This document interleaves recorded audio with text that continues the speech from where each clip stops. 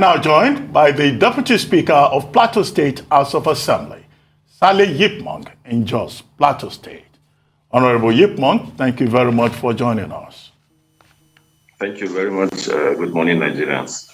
Well, very sad report there from Plateau State, and really very, very painful to hear what people are going through in that part of the country.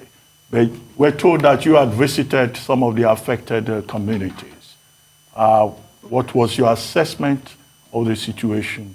What do you think can be done to prevent this kind of situation? What are the issues from your view? Yes, thank you very much.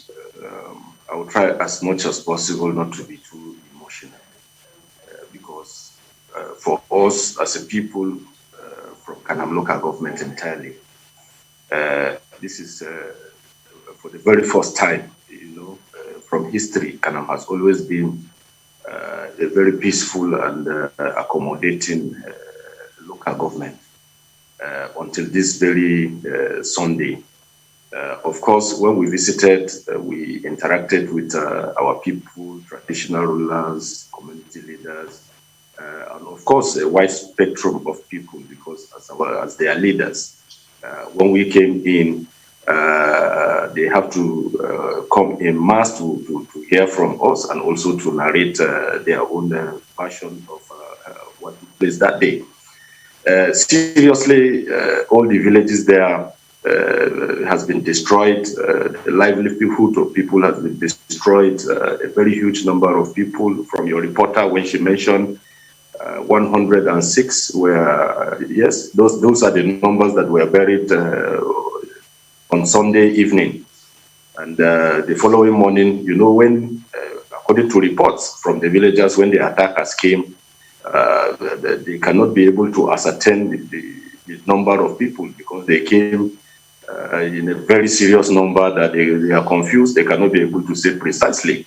And they came on motorbike, shooting sporadically at people. And the most annoying part of it all is once they sighted you, whatever you are doing, whether on the farm or anywhere or resting, the next thing you hear gunshots everywhere. And as at last count, there were over 106 that was buried. The videos are there, the mass grave.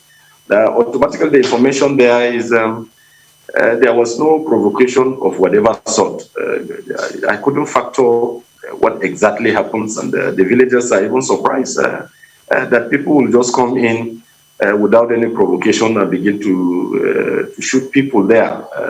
Seriously, that is so disturbing. And the worrisome situation is these are agrarian communities that are far on the border of Kanam local government with attributary states, particularly Taraba State, and then part of it through the northern part of that area to Gombe State. And is the extension of that Yankari forest that is there. And when you see it, you know that that is a huge, huge problem that government must do everything possible to bring securities. In fact, it should be manned permanently there so that with attributary tendencies of the efforts of the vigilante and the people there, so that reasonably they can have rest of mind to stay in their communities and go about their normal citizens' business.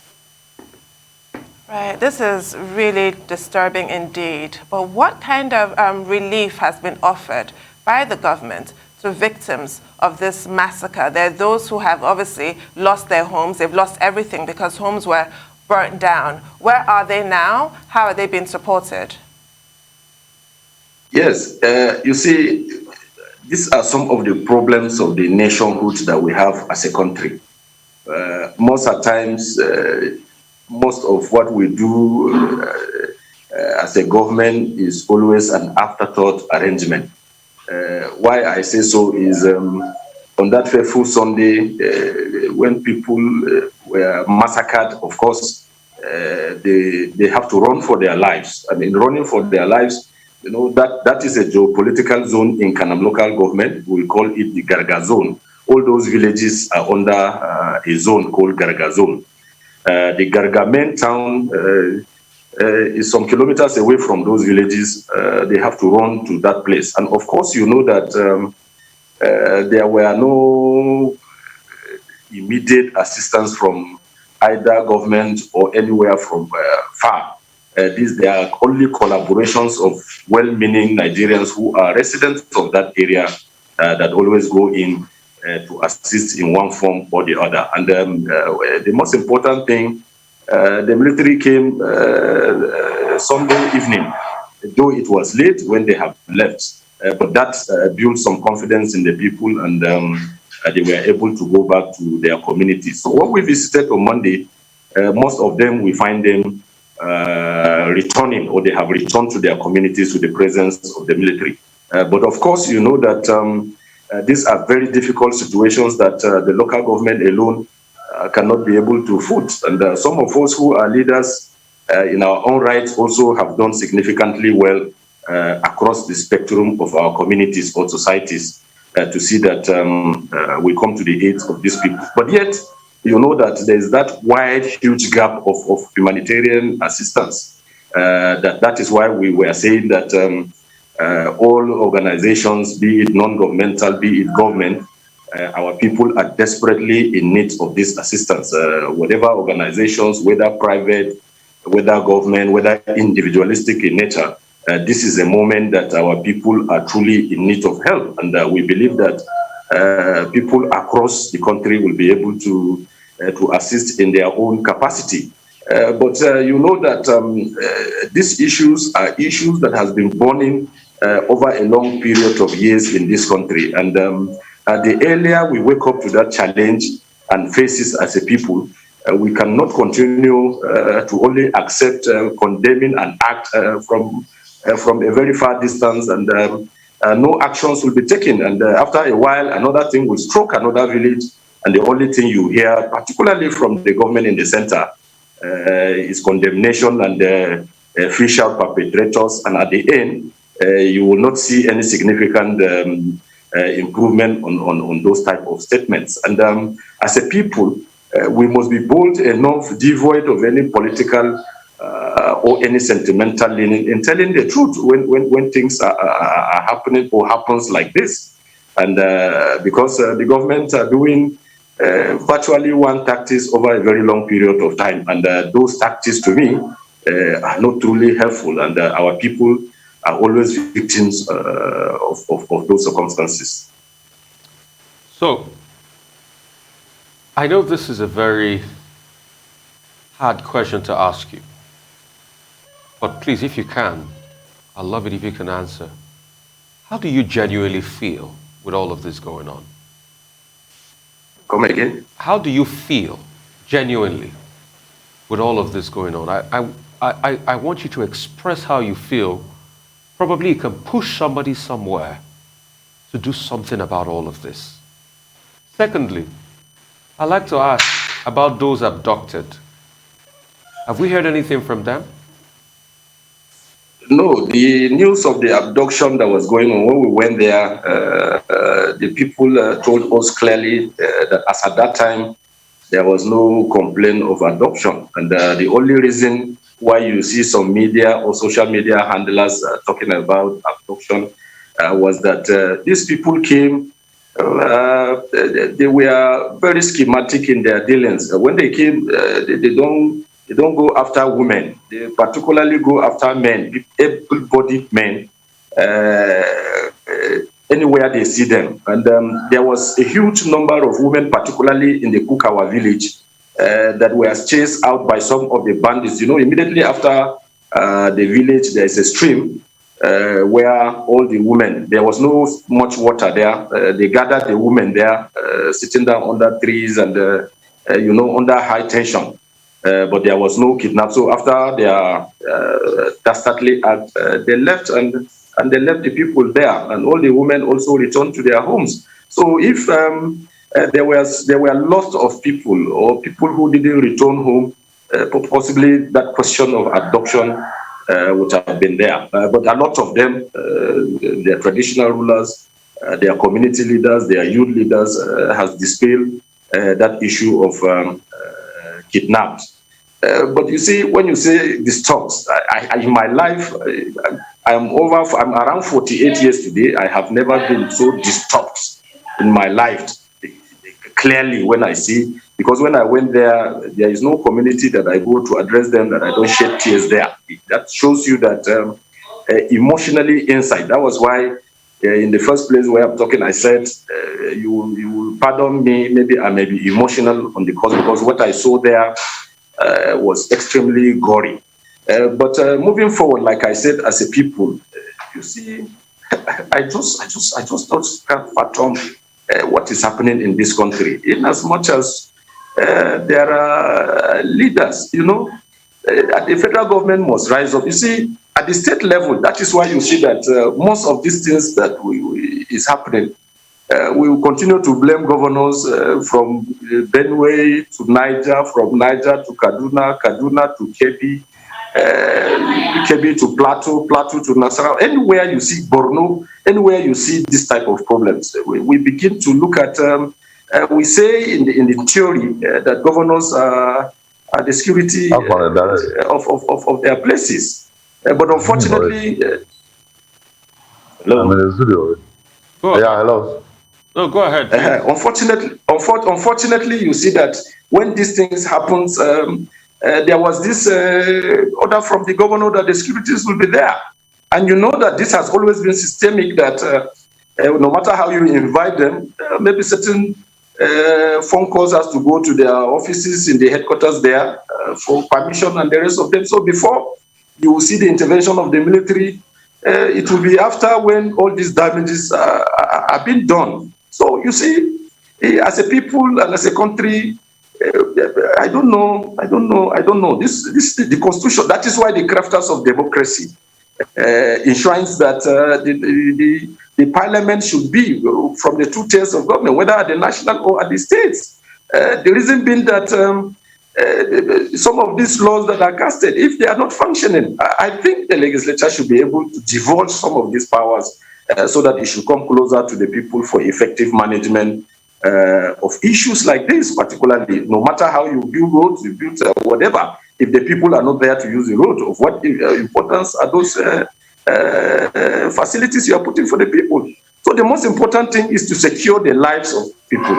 I think it has come to a time that I pray that the meeting that the State Council is having should be able to give a very clear-cut direction to the government to take actions. One thing, continue, people at the same place, you continue turning them and things are not changing and will continue like that. The only thing you talk about elections. Elections are, yes, they are very important, but they are in fact, they are tertiary issues. There are primary and secondary issues of protecting lives and orderliness in the country that the government must face squarely. And I think this is the time. Anything further than this will lead to something else. Well, Honorable Yipmong, what do you think of the intervention of the House of Representatives yesterday on this same issue? We discussed that earlier on this program, indicating that the House of Reps, considering two motions of urgent national importance, one on Plateau, the other on the killings in Benue, resolved that the Chief of Defense Staff and the National Security Advisor should be removed because they are not convinced that under their watch, the service chiefs are doing enough. Two, they concluded that the security agencies are profiting from the insecurity in the land, and that they, as lawmakers, have voted so much money to the security sector, and yet, no results, and they feel frustrated. Third, Ahmed Wase, Deputy Speaker of the House, said that, in fact, in his own community, Zamfara State, he has concrete evidence that soldiers collude with bandits and even supply them with uniforms and ammunition. You are a lawmaker yourself. What do you think of some of these submissions? Yes, first and foremost, I align myself absolutely with the resolution of the House of Representatives yesterday, because you can't continue using one tactics over a long period of time, and that tactics is not bringing results. And I align myself also that the President of the Federal Republic of Nigeria, President Muhammadu Buhari, must seriously rise up to face these challenges squarely, because if you appoint somebody and that person is there over time and nothing has changed, and when you look at the appropriation, particularly to the military, you see that it's running into hundreds of billions, if not close to trillion. And then of what benefit is it to the people?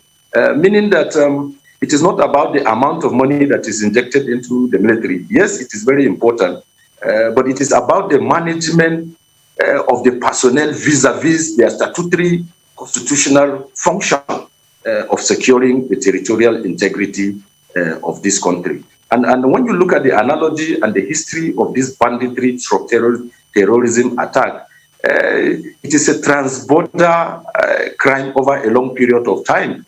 And because the country did not got it right by securing the nation has become a very vulnerable country where all kinds of arms and ammunition are virtually in the hands of a lot of people, coupled with the influx of drugs. You see that, and the economy is something that is so scary. And when you have those type of situations, of course, those mercenaries who come in will be able to recruit some vulnerable people. And particularly in that Kukawa community, we were told that they cited somebody who has lived in that community for close to 1 year, sometimes back, and that they cited him. He was the one that showing. If you look at the villages and how those villages are born, you see that they will burn one house here and cross some houses and go and burn another house. So it was a selected kind of burning of houses, which shows that somebody somewhere is very schematic in pointing certain people so that they can be affected by this banditry. So I think for me, I align that since almost all of them, including the service chiefs, if they have taken over for close to 1 year, and do we say there are significant changes in the previous ones that were removed? We are over 200 million people. So in appointing people, we should be able to have a select of what they have done before now and their capacity to handle certain responsibilities, so that as a people, we should be able to. Nigeria is blessed with human resources. I want to believe that even in the military, even those people that are going to be appointed at national security, there are hundreds and millions of people out there that can be appointed, and I believe that they can turn around things. There are people who we know their antecedents, even passing through the military from the rank and file and become what they are. So I think I align with myself with them. If nothing changes, then definitely they have to give way for other competent hands to come and see whether some drastic changes can be made. On the other leg, you talked about Ahmed Idris Wasi. Yes, you know, he's a very perfect parliamentarian, and he has been there for over a decade or close to 2 decades. Definitely, you know that his wealth of experience cannot be pushed aside, and definitely his corridor or window of getting information may be very, very high. And if he makes that statement, I want to also believe with him that certainly it should happen. It should happen that all those people who are within the military, we must have an undercover security network where even those in the military, we have seen situations. Unfortunately, when you look at the last 1 month or so, if they tell you that Abachari will be involved in what he is doing, I think millions of Nigerians will not agree. So this is how porous our society or country has become. Therefore, whatever information we have, we can't throw it away like that. We have to swing into action seriously to see that we protect the lives of our people. And for me, all these political constitutional amendment that we do, we must rise up to look at it in a very active manner. For me, I don't bother who becomes the local government chairman. I don't bother who becomes the governor, whether your religion, your tribe, or where you come from. I think for me, the most important thing is who has the capacity and the capability with the requisite commitment to govern a country so that Nigeria will be Nigeria of our forefathers that crafted that. Thank you so much. Thank you. Thank you for your time. And we just want to reach out and say all it will be well with a lot of people out there, and only God knows the pain you're going through. Thank you so much for your time.